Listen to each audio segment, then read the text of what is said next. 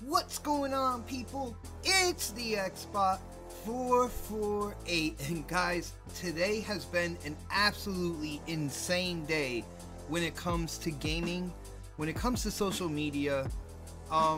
Let's dive into it, guys. First things first is a game that I have been highly anticipating has finally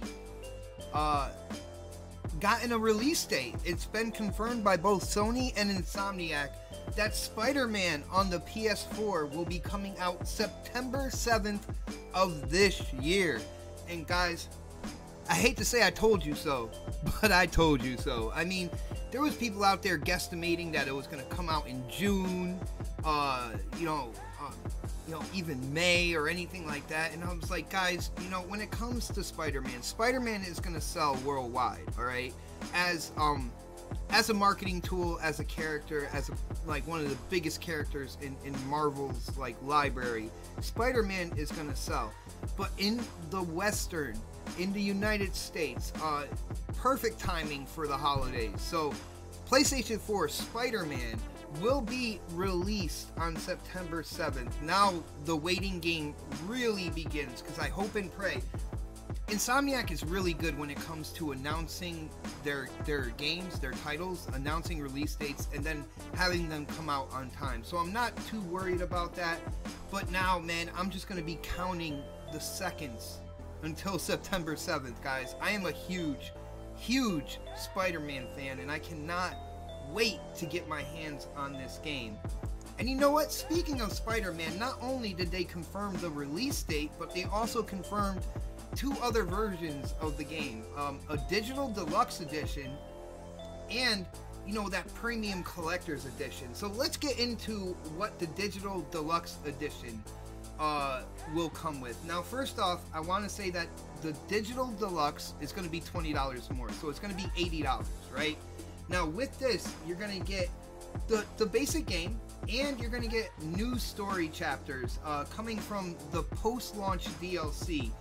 And they're calling the post-launch DLC, they're calling it Marvel's Spider-Man, The City That Never Sleeps. Alright, and this DLC will consist of 3 chapters containing new missions, villains, characters, and, of course, Spider-Man suits. What Spider-Man game would be complete? You need Spider-Man suits, alright? There's a whole bunch of different ones. I'm hoping for the black suit, I'm hoping for the Iron Spider, the spider armor. There are so many different Spider-Man suits that it is a no-brainer in a Spider-Man game. You gotta give the gamer the option of, dressing your Spider-Man up in your favorite costume. So they're gonna have that. That's gonna be in the post-launch. You're gonna get more suits. I'm guessing in the actual game there's gonna be different suits as well that you can suit up your Spider-Man with. Now, if you're willing to put out extra money, and guys, if I have it, I am willing to put up this extra money, $150 collector's edition. I'm gonna say that one more time.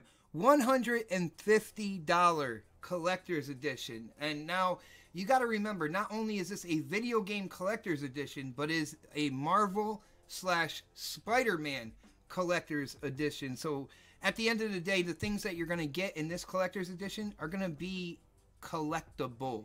For real. It's not like just a Hitman statue that maybe one day down the line, 20 years from now, might jump up like $10 or so. This is a Spider-Man collectible, okay?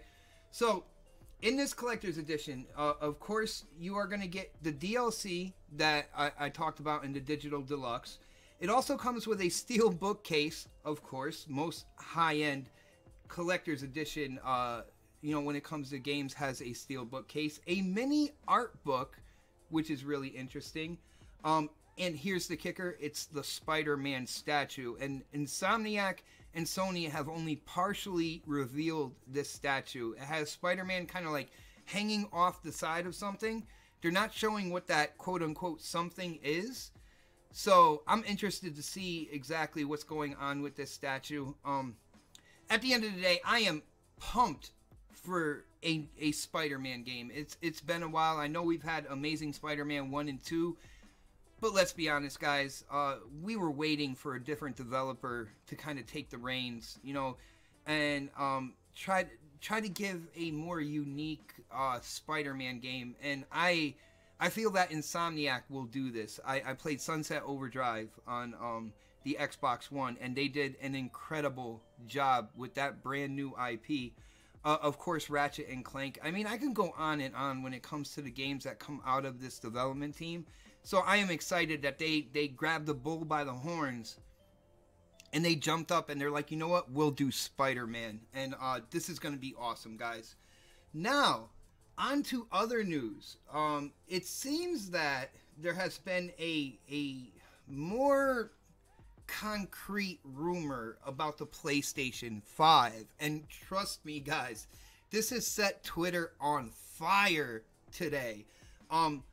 My brother D-Batch, a cool guy within the gaming community, very opinionated. Me and him don't agree on everything, but at the end of the day, you know, we can talk about games, we could talk about hardware, everything's cool.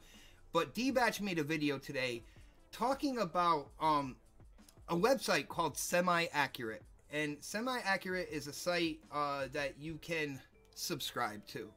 And on their higher level subscription service is the professional level subscription. It costs about $1,000. I'm so excited about Spider-Man, I can't talk right now. But this subscription costs about $1,000, and an article came up in that area of the website. So unless you shelled out $1,000, you didn't get to fully read this article. But it talks about PlayStation 5 specs, basically the specifications, the hardware. With a real quick rundown, PlayStation 5 is said to use AMD's Navi GPU architecture, and when it comes to the CPU, it will be Zen. Now, I thought the Xbox One X would have the Zen CPU in it. I was really surprised when I saw, you know, it was using Jaguar cores for the CPU and everything, when I thought the next natural step was the Zen or Ryzen. Now, with that being said, I'm impressed every day with the Xbox One X and the performance with using the Jaguar cores. But it's a no-brainer that the next systems will have that Zen processor. Now, when it comes to Navi, right? Navi is scheduled, the GPU architecture is scheduled to come out in 2019.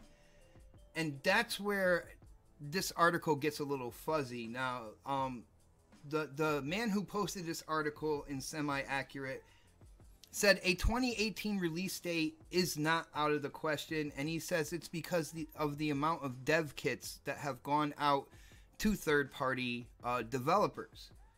With that being said, I'm saying at least 2019, if not 2020. Now, I know 2020 seems a little far-fetched, but you got to remember, this is still just a rumor, guys. I said 2020 way back when we first started speculating about the PlayStation 5 and the next Xbox, and I believe they're both coming out in that year still. I'm taking this as rumor. It is very interesting, though. I mean, it's got to be a little more solid if they're posting this in a place where people pay $1,000 for a subscription service. There is no way in hell I would be paying that much money for a website subscription service unless they were giving me a bunch of actual physical stuff. So, I don't know. It's interesting. A couple other interesting things in it is the PlayStation 5, they said, will have VR baked into the hardware. So it's going to be set up to run virtual reality straight from the console. Again, this is another no-brainer. Xbox One X will have VR. I'm thinking they're going to announce it at E3 this year.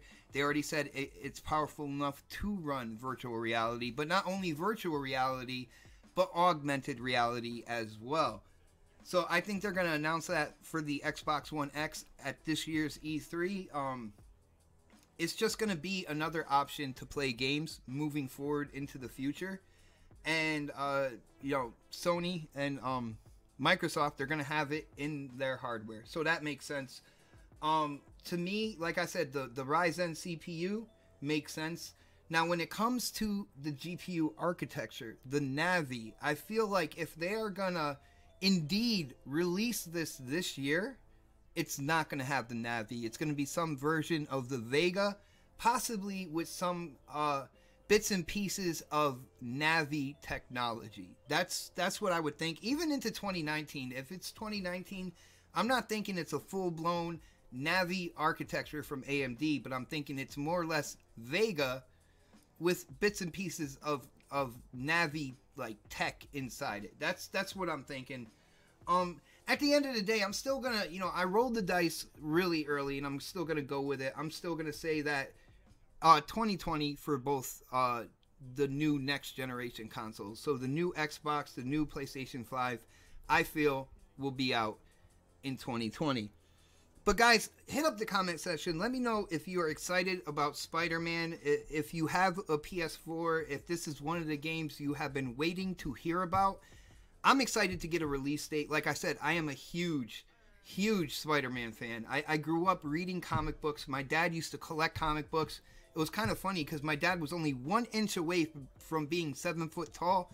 Real big guy. What was his favorite pastime? Reading comic books. It was just a really awkward look, but I grew up around, Spider-Man, the Avengers, X-Men, all that good stuff, and I'm really excited to get a new Spider-Man game. So hit up the comment section. Let me know what you think about this new Spider-Man game, being developed by Insomniac Games, a quality development team, and then let me know what you think about these PlayStation 5 specs. Do you think they're bogus, straight smoke and mirrors? Do you think there's some kind of concrete there?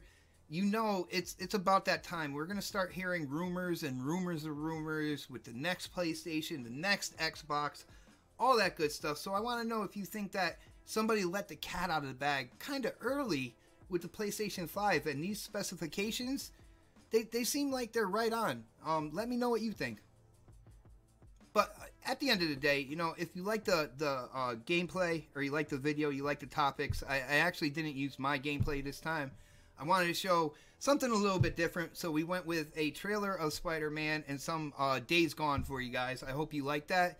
If you do like that, you like the topics, definitely slap that thumbs up button for me. And if you haven't subscribed yet, definitely subscribe. But as for now, this is the Xbot448. And I am definitely signing off.